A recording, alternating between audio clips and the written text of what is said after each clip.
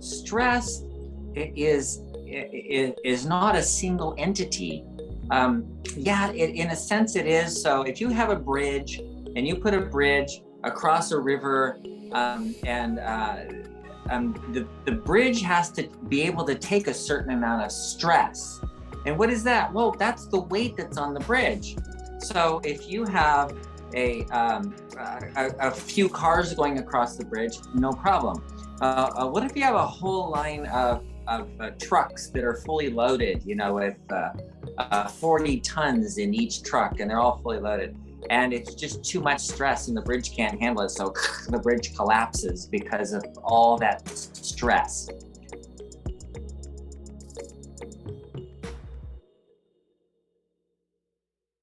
Hello, everyone. We are excited that you guys are here. I'm actually going to get this going live here on Facebook. Okay, so before we even talk, Dr. Saunders, would you mind doing a little disclaimer for us today? Yes. Okay. So I'm not your doctor, and so I don't know your specific situation. So it's very important that as you're getting this general information that we're discussing here, that you take into account and ask the question, does it apply to you? And you may want to work with your professional and do the right testing and everything to see if that's the right thing for you. Awesome. All right, guys, we are excited that you guys are here. Those of you on YouTube and Facebook, welcome. You may be catching the replay, but there will be a link posted there, bartonwebinar.com, where you can find more information about who we are, what we do. And if you want to catch some replays of all of these webinars, you can find our YouTube channel there as well. So I encourage you to do that. Subscribe. You'll always get notified when we post a new webinar. Those of you who have been around know that we do a webinar on Thursdays at 12 noon Central, this one, and this is our Healthy Heart webinar. But we also do one on Wednesdays at 1 p.m. Central, and that is our Fix Blood Sugar webinar. So sometimes you'll hear me say the wrong webinar in the middle of our discussion, and that is because they're back-to-back days, back-to-back, and sometimes I say the wrong things. So I haven't really been doing that lately, but I know it will happen. So here is our Healthy Heart Solution Kit. And so most everything that we're talking about is based on this. This is one of our newest Barton products.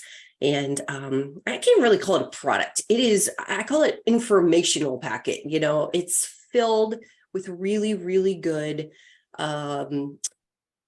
advice, recipes, stories, and practical things that you can do to keep your heart healthy, maybe to reverse heart disease or to prevent heart disease. And so Dr. Saunders has helped to create this with our team. These are the things that he recommends to the people that come into his office. And we were able to take everything in his brain, put it into this book, and offer it to you for like under $20, which is kind of a small rip-off for you, Dr. Saunders, if I'm honest. We really took such a small brain. Look at how thin that book is. But what the webinars do too is they kind of just help us to dig deep into some of this as well, allow you guys to ask questions, maybe about what's going on as you journey through this book. If you don't have this, you can find it at bartonwebinar.com. Use code webinar25 and you'll save 25%. Really good information. If you want the hard copy of this, you can get that as well. We'll have that shipped to you. It does cost a little bit more, just so you're aware. But today we're going to talk about how stress affects the heart. And if you guys were on the webinar a couple of weeks ago, we did kind of this stress assessment, and it was really good. We talked about where you might fit on the scale of stress. And we even did a little bit of a breathing exercise. I actually just posted that to our YouTube channel. So we have the recording of the webinar, but then we also have just the breathing exercise part of it available so that you can do that again if you want to. Really good information, talks about the importance of knowing where you're at with your stress and some ways to de-stress. But today we're going to talk with Dr. Saunders about the physical effects of stress on the heart. So I'm excited to learn about this and kind of hear what Dr. Saunders has found in his practice when people are dealing with this. So I'm going to turn it over to you, Dr. Saunders. Teach us a wise one. Okay. All right. So stress is is not a single entity. Yeah, in a sense it is. So if you have a bridge and you put a bridge across a river, the bridge has to be able to take a certain amount of stress. And what is that? Well, that's the weight that's on the bridge. So if you have a few cars going across the bridge, no problem. What if you have a whole line of trucks that are fully loaded, with 40 tons in each truck, and they're all fully loaded, and it's just too much stress and the bridge can't handle it, so the bridge collapses because of all that stress. Okay, stress is when you put pressure on something, and it could be a little bit of stress, and it could be handled very well, or it could be a whole lot of stress that causes collapse. So that works. That kind of scenario works with your emotional stress or your physical stress. Or I had a plumber who was putting a tub in, and it was one of those cast iron tubs. So they're super heavy. I think they're a few 100 pounds or something. And so he had to get it into this very small space. So he's trying to get it down, and he had to lift it up a little bit, and he completely tore his muscle off of his bone. It just like ripped the muscle off the bone. There was too much stress for that muscle with that really heavy weight. So you can overstress your muscles and literally like tear them. But you're stressing all the time. So you can't say don't have stress. And that's where the big problem comes in, that people will tell you, oh, you should never have stress. Stress is terrible. Avoid stress. And people are like, oh no, oh, I gotta avoid stress. Oh no, don't do that. Oh, don't think that, because if I think that, I get stressed. And so they're constantly stressed, worrying about stress. And it's just not worth it, because actually human beings need stress. We have to have stress. And without stress, we can't function. So we need to stress our heart.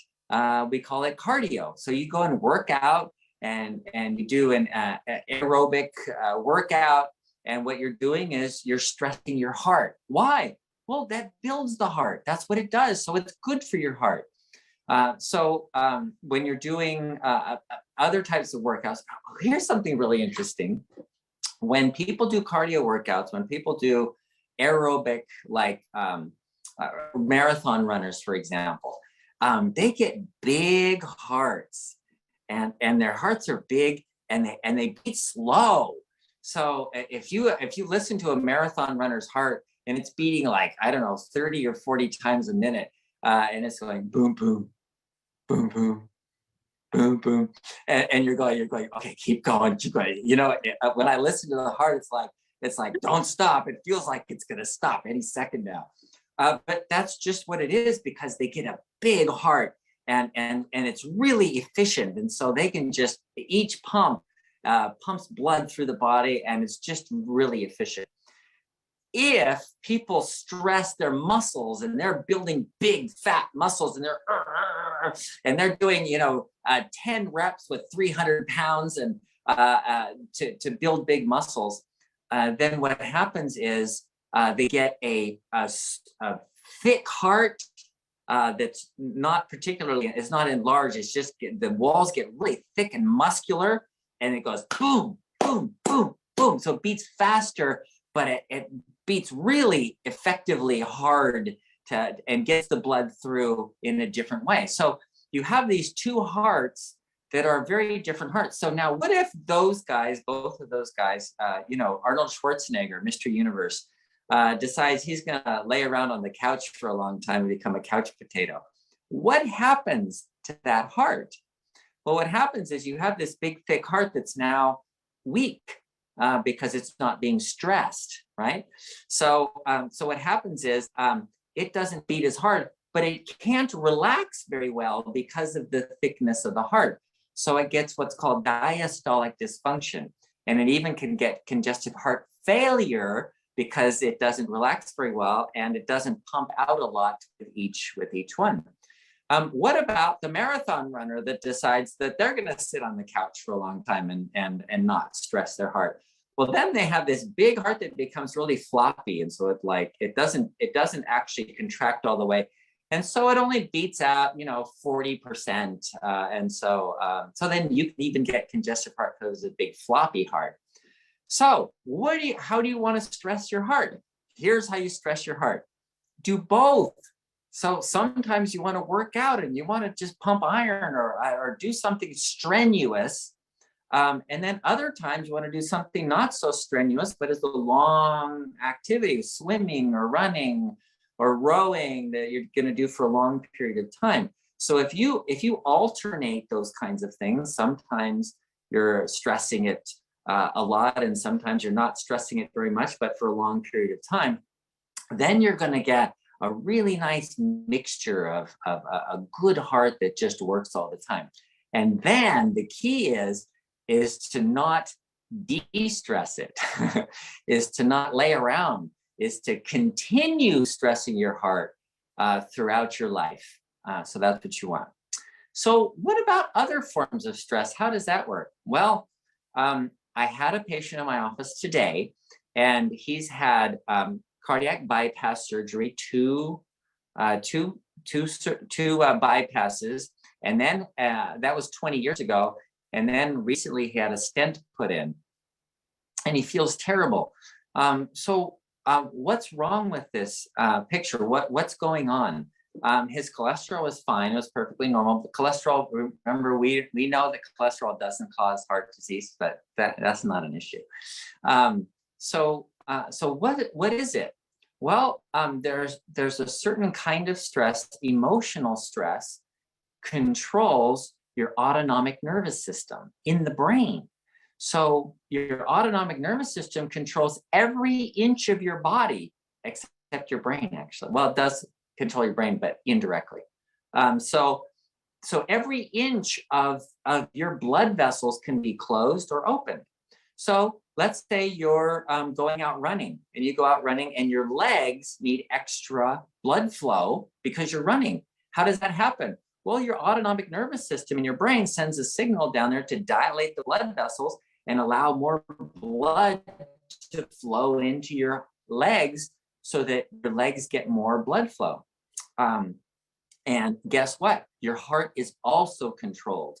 Every inch of it and every blood vessel in your heart is controlled. So about 60%, according to best research, of heart attacks are the brain shutting off, closing down the blood vessels to the heart.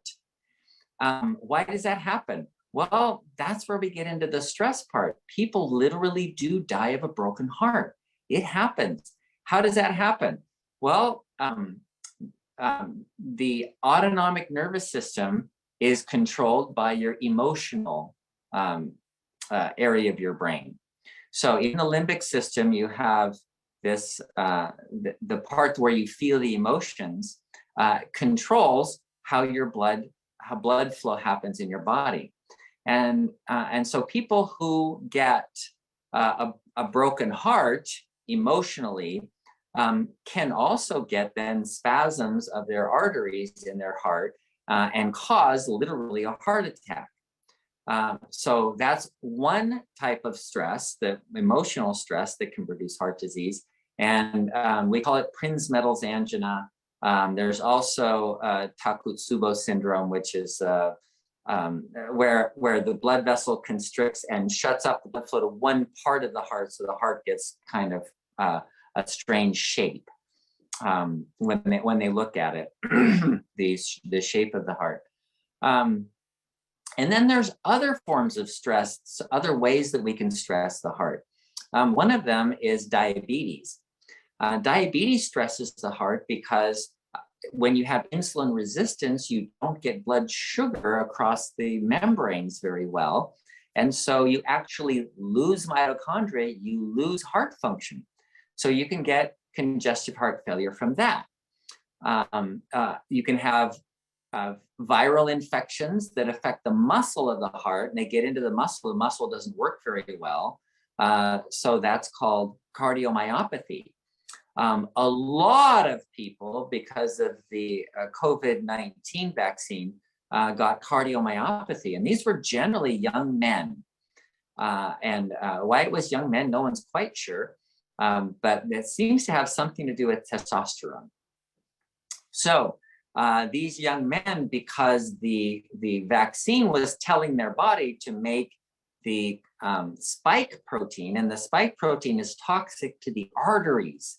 So it damaged the arteries, and then partly because of the arteries were damaged, creating clots, and the other part is because the damage to the arteries causes inflammation that causes vasoconstriction, and so that stops the blood flow to the heart, and then the muscle isn't getting enough oxygen, and so that was causing a problem. So that's a recent occurrence, and I've seen several cases of that. I had a patient who was a surfer who was really upset because he didn't want to get the vaccine, and his parents said, "Oh, you have to get the vaccine." So he says, "Fine, I'll get it." So he went and got the vaccine, and he got super sick and just never recovered. And now he says he can't even walk across the beach with a surfboard anymore. He can't go out surfing because he gets chest pain, palpitations and chest pain from the cardiomyopathy.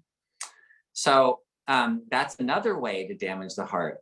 You can also damage the heart by having clotting problems, and there's various clotting problems that produce this. So people who have excessive inflammation in their body, they clot more easily. So they just produce clots more easily. Some people have genetic abnormalities that cause that. One of those is lipoprotein A that we talked about before, that prevents the clots from being repaired and reabsorbed. And then another part of stress is adrenal stress. And when your adrenal glands are producing a lot of cortisol, then you don't repair your arteries very well. So if there's any damage being done to the arteries, so two things have to happen. There has to be damage. And if there's any damage being done and you're under stress, high cortisol, so if you have adrenal stress, then you don't produce the APCs, the progenitor cells that create that recreate the blood vessel. So you don't repair things very well, and you have slow repair mechanisms when you're under stress. So there's adrenal stress, there's chemical stress, there's toxic stress, there's metabolic stress, there's emotional stress, and then there's good stress. I first talked about the good stress, right? Where you're exercising and you're stressing that heart muscle so that it works better. Wow, that's a lot. I have a question. Yeah. Like a lot of people would have a stress heart attack. Like they're working really hard and then they have a heart attack. Or maybe like their grandmother died and then they've got to go through all the family stuff and then they have a stress heart attack. Is that like a combination of all those factors? Like emotional, physical, cortisol, but it seems like a lot of people are fearful of that stress heart attack just coming out of nowhere because of stressful events. Yeah, it's not predictable, and that's part of the issue. Like you said, having all of those factors involved in some way, that maybe you're making clots and not repairing them very well because of the adrenal stress, the cortisol being released from being stressed. And then there's the emotional part of it that causes constriction of blood vessels. So when you release a lot of adrenaline, epinephrine, norepinephrine, it causes vasoconstriction. So that by itself, if you already have like damaged arteries and then you add that on, then you get the constricted blood vessels and you stop the blood from flowing to the heart. So it's not like a one pony show, like it's all because of this. And yeah, people worry about like I'm so stressed, I'm gonna have a heart attack any minute. And that's not necessarily the case. It's like there's a lot more factors that have to enter in But there is such a thing as people having heart attacks from that kind of stress, like, somebody dying, having a broken heart. I that's what I talked to my patient about today. I said, okay, let's talk about your broken heart. And we talked about the emotional part, the metabolic part, the physical part, talked about cholesterol and the myth of cholesterol, with all of that stuff, the different types of stress. Wow. How many of you have a doctor like Dr. Saunders? Just curious. Just thinking about how many times have I had a doctor walk through those kind of things with me? I actually really haven't been in a doctor's office for a long time, but we're thankful for you. I would love it if you were my doctor and you went through all that with me. That would be such a gift. But that we also have a lot of information in here again about those types of things. So, but I wanted to read this to you. Calvin said, I wish I knew this and all of the other material in the Healthy Heart Solution Kit 20 years ago. My stress was off the charts. Had a heart attack 14 years ago, and I am the world's first ever laser heart procedure. Lots of stories. Wow. Interesting. Yeah. So tell, a laser heart procedure, what does that mean exactly? What is that? So what they do is you have this artery that has clogs in it, right? And it's narrowed. And so they take a laser, and you got to understand, laser, all it is energy, right? It's light, and it burns. That's all it does is burn. So what they do is they take this clogged artery and they burn all the sides off and clean it out by literally burning off the clog. Wow, very interesting. Is it an overall effective procedure? Well, it's still under investigation mostly, but I don't know. I haven't had any patients that have had it. I don't know any, so. And I haven't looked at research on it lately. Very interesting. Okay, let's talk a little bit about the Healthy Heart Solution Kit and how this helps us through all of this. Kelvin is messaging us. It says, I refused bypass, so they sent me down to the beach to La Jolla, and I was the first laser heart done. In India, it's all they do now. Yeah, La Jolla in California. Yeah. Okay, yeah. Okay, let's see here. Okay, the Health Heart Solution Kit. I want to walk through this a little bit and just kind of talk about why this is important. Like I had mentioned before, it does go through the stress assessment, so you can kind of see where you're at. Dr. Saunders, do you find that most people don't even realize that they have stress in their lives? Right. And most people, they kind of ignore the stress and they focus on something else and move forward. Without ever stopping and looking at themselves and saying, how do I feel? What am I doing? Am I going in the right direction?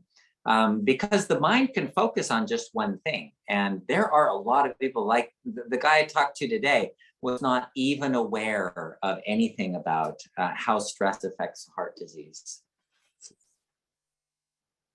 So in this Healthy Heart Solution Kit, one of the things that we talk about a lot is a high fiber diet. And why is that important in these cases, Dr. Saunders? So one thing you don't want to do is stress the gastrointestinal system, your ability to digest and absorb nutrients.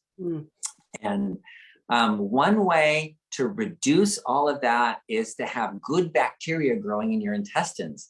And this is kind of new stuff that's coming out about how important those bacteria are and how they make you have less stress, less depression, less anxiety when you have good bacteria growing in your intestines.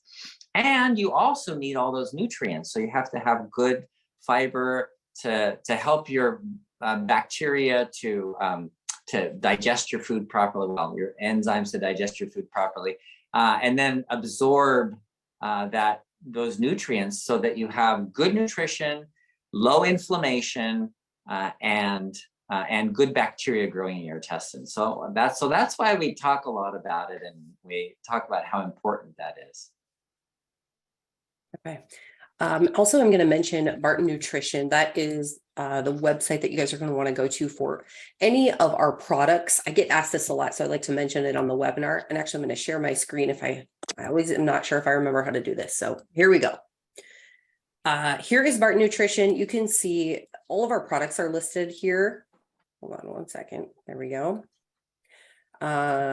We do have a healthy heart support, and this is really important. Dr. Saunders, why was this product created? And even before you answer that, I'm going to tell everyone what's in it. You can see this: magnesium, L-carnitine, beetroot, ashwagandha root, olive leaf extract, and then coenzyme Q10. Why those supplements, and why is this important when supporting the heart? Okay, so there's a lot of research that's been done primarily by Stephen Sinatra, a cardiologist in New York, has looked at people with congestive heart failure and what are the common deficiencies.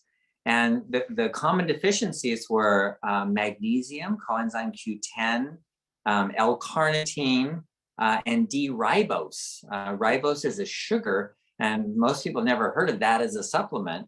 But it's a sugar that's necessary for making ribonucleic acid, RNA, and deoxyribonucleic acid, DNA. And in order to reproduce, the mitochondria and the cells need to make DNA and RNA. And so you don't want that to be a block in your ability to make new mitochondria, which is the energy, the little energy bacteria that are making the energy in our cells. So, and coenzyme Q10 is also necessary. And a lack of coenzyme Q10 is fairly common, especially in people who have heart disease. And a lot of them are using like a statin, and statins block your ability to make CoQ10. So CoQ10 is not a vitamin. We make it in our bodies, but it gets blocked if you're using a statin, for example.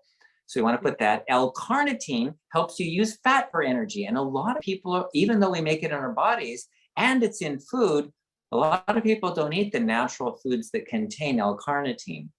And then the other parts are to dilate the blood vessels, like the beetroot extract, and then the ashwagandha. It has been shown to help with the adrenal glands. So this is kind of a combination that we couldn't find anywhere. We were looking around for, is there a supplement that would have all of the things that were going to help in the heart? If you'll notice, what's not in there are things that I talked about, and one is the ribose sugar. Why is that? Well, because it requires like 1 to 2 teaspoons a day, and people, aren't going to want to take, 4, 5, 6 pills, at a time, capsules all the time. So in order to make it reasonable as far as how many pills to take, we have the ribose separate. So and you can get ribose at wherever they sell vitamins and stuff. It's just a sugar. Alma said that they say, this is her message. They say I have very labile hypertension. It fluctuates a great deal. I get anxious over situations, then it shoots up, especially systolic when I go to the doctor. Can you elaborate, please? Yes. Yes. Okay. Labile blood pressure means it's situational. It'll go up in certain situations and down. And this is what we're talking about today with stress. One of the markers, or one of the problems with excessive stress, is what happens in the adrenal glands. So if you're under stress and you release adrenaline, causes vasoconstriction, and that causes the blood pressure to shoot up. And I have a lot of people who say, well, when I'm in the doctor's office, my blood pressure's 180 over 100, but if I go home, it's 130 over 90. And it's a big difference when they're in the doctor's office versus when they're at home. So that's normal in a way. It's normal for blood pressure to go up and down. So there's another issue, and that's something to consider in somebody who has really labile blood pressure, and that is the brain is telling the cardiovascular system, it's controlling the cardiovascular system by how much blood flow the brain gets. So if the brain needs more blood flow, it will raise the blood pressure. If it doesn't need more blood flow, it will lower the blood pressure to maintain its blood flow. So think about like what we were talking about in the heart. So you have your heart has blood vessels in it that can close down and stop the flow to the heart. The brain doesn't have that. You can't open and close blood vessels in the brain. So the only way the brain has of controlling its blood flow is blood pressure. So when somebody has a stroke, they're having low oxygen in the brain says, oh my gosh, we need more blood, and raises the blood pressure, constricts the blood vessels all over your body and pushes the blood pressure up. So then you end up in the ER and you're having a stroke and your blood pressure's 250 over 120. And they're like, oh my gosh, no wonder you stroked out. We got to drop the blood pressure. So they drop the blood pressure and then you don't get any perfusion to your brain and you die. And that happened over and over and over and over again until finally after 20 years, someone said, gee, maybe it's not a good idea to drop the blood pressure so quickly when somebody's having a stroke. Because it's not the blood pressure causing the stroke, it's the stroke causing the blood pressure to go up because the brain needs more blood flow. And you just stop the blood flow going to the brain. And so, so that's why people were dying from that. So that's another thing to consider. People that have microvascular disease, and we see this all the time. I see it commonly on MRI scans, CT scans, when people are having a CT scan for something else, looking for, I don't know, a tumor or whatever. And the radiologist says, oh yeah, significant microvascular disease, white matter, infarcts. And they just have these little infarcts and they don't seem to like cause a problem. Sometimes they can get what's called vascular dementia from it. But it's kind of like not clear and obvious dementia. And it's gradually, it comes on gradually. Well, with that microvascular disease, the brain or areas of the brain are not getting enough blood flow. And so the brain tells the body to raise the blood pressure so I can get more blood flow because of the microvascular disease. So that's another reason. Another reason this could happen would be people that have diabetes.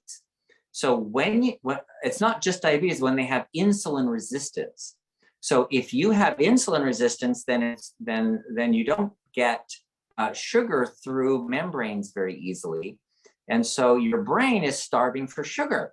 And when the brain's starving for sugar, it goes, oh, I need more blood flow. So it raises the blood pressure. So you get blood pressure going up for a lot of different reasons from the brain.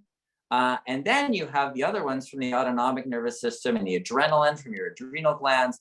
And so it's important, if you have this labile blood pressure, to find out what the problem is so you can deal with the problem instead of just like taking a blood pressure medication and finding out later that, I had vascular disease in the brain, or I had adrenal gland problems. And I didn't know I had Cushing's syndrome or something like that. So that's why I help people to look for the underlying cause instead of just taking a blood pressure medication. Right. And out of that, of course, that's where this came from too, guys, just to really help people take care of things so that they don't feel that they have to rely on those medications. Not that all medications are bad, we have to say that, but there are other ways often, so better ways. I do have a message here from Lilia, and it's she says, my question is, I had gastric bypass surgery about 12 years ago. I went down from 225 to 140 pounds. Unfortunately, due to COVID, my lungs were wetter and messed up because of the mask. And I went from bronchitis to pneumonia to collapsed bilateral lungs. Lots of steroids and other meds, which made me go to over 160. Now I had TIA. Transient ischemic attack. It's a Okay. mini stroke. Oh, the next line says, which you know is a stroke, but without the damage to the brain and other body parts. So now I am on other meds, which have not really helped my weight. My point is that I have certain vitamins on a daily basis, which makes me question if I can do fasting. Is it safe to be without the supplements and meds for the period of time that you're fasting? Oh, absolutely. Absolutely. It depends on the medication. If you're on medications like blood thinners, that's not something you start and stop and start and stop. That's something you'd have to continue while you're fasting. But anything else, especially blood pressure medications, diabetes medications, diuretics that make you urinate, all of those kind of things, you should not be taking during the time you're fasting. And supplements too. Supplements, consider them to be food. And so you wouldn't take those while you're fasting either. Okay. Good stuff. We get a lot of questions about fasting, and Dr. Saunders really, really likes fasting. There are a lot of webinars that we've done about I hate fasting. Right. You don't enjoy doing it. You love the effects hard. of fasting. Yes, agreed. So this next weekend is the first weekend of the month. So I fast Friday, Saturday, Sunday. And I eat Friday morning, then I eat Monday morning. And I tell you, I don't look forward to it. I don't. It's not something like, oh boy, I get to fast. No, it's like, I hate this. But you know what? All of the research shows it's like the best thing you can do for your health. So that's why. Yes, that's awesome. Yes, and we have a lot of webinars where we talk about this, the benefits of it, why it's important. I encourage you to check those out at our YouTube channel, and you can get there from bartonwebinar.com. You'll find a link to our YouTube channel. Again, subscribe there. You can type things in the search bar, for example, fasting, and a bunch of those webinars will come up. But there's a lot of information out there from Dr. Saunders on the benefits. And it's kind of like this little fountain of youth that doesn't cost you anything, again, right? You're saving money by fasting. Yeah. So good stuff. Okay, you know what? I think we've gone through our questions for today. And so I was going to ask Dr. Saunders about de-stressing. What do you recommend for reducing the cortisol, reducing stress, and hopefully increasing heart health? Some of it may be like common sense, but we know common sense isn't always common, but yeah. Yeah. Okay. So here's a really interesting recent research. This is like fairly new stuff. So if you look back from a long time ago, well, from 30 years ago, Dr. Kabat-Zinn in Massachusetts was doing all this research on stress, adrenal stress specifically. So he measures adrenal hormone levels and looks at why people are stressed. And, you know, people are going along, and all of a sudden, boom, they're way up here. And he goes, okay, what happened there? Oh, that's when my dad died. Oh, that's when I got in a car accident. Oh, that's when, you know, some terrible thing happened, whatever. And so their adrenal stress actually goes up with these changes, life changes, moving to a new location, getting a new job, all those kinds of things. And then he looked at why some people stayed up for long periods of time. Other people, their stress levels came down fairly quickly, and he looked at what they were doing. And so things came up like meditation and prayer and exercise, regular exercise, and having good connections with people. And so all of those kinds of factors are kind of the more obvious ones. But the more recent stuff has shown that you can de-stress by creating stress. And that's the weird thing about it. So we talked at first about how the heart, how to stress the heart in a good way and how to stress the heart in a bad way. So how do you get rid of the bad stress, right? Because you can't avoid stress in life. People are going to pass on, and there's nothing you can do about that. And the people you love are going to pass on. You're going to make changes. Life is change. You're going to have to move to a new location. You're going to have to change jobs. Things happen over which you have no control. And that's part of what the stress is. So if you get eustress, and eustress is the good kind of stress, then that allows you to overcome the bad stress. So what causes you stress? Well, exercise. When you're exercising, you're stressing your muscles, you're stressing your heart. And putting that kind of stress on can de-stress your adrenal types of stress. And then we already talked about the other ones, like having connections with people. But the other kinds of stress, fasting. Fasting is stressful. Yeah, it's stressful. But what it does is it suppresses, it actually shuts off the adrenal glands, practically like shuts them down completely. It shuts off all the inflammation in your body. And so even though fasting is stressful, and I just saw someone put up, they said fasting is not stressful at all. It's great. Well, it's actually really easy because all you have to do is not eat, right? So they said it's good after the 20-hour mark. Oh, before the 20-hour mark, it's not fun. Yeah. I find the first day after about a day, that's about right. After about a day, I feel like, oh, well, I don't even care to eat at this point. But beforehand, I don't look forward to it. So fasting is another way to stress your body, to eliminate good stress, to give your body good stress to eliminate bad stress. And focus. When you focus your body, so Cheryl, this is a really good thing. That I'm glad you asked this question because I didn't even get into that. Another way to de-stress your body is to stress your body by having something to do, something that drives you, right? That you can totally focus on. So when I used to build, I was doing construction. I was literally hammer and nail and putting up houses and condominiums and all that. And I could go all day long. And if they didn't tell me to have lunch, I wouldn't have even had lunch. I wouldn't have even stopped for lunch.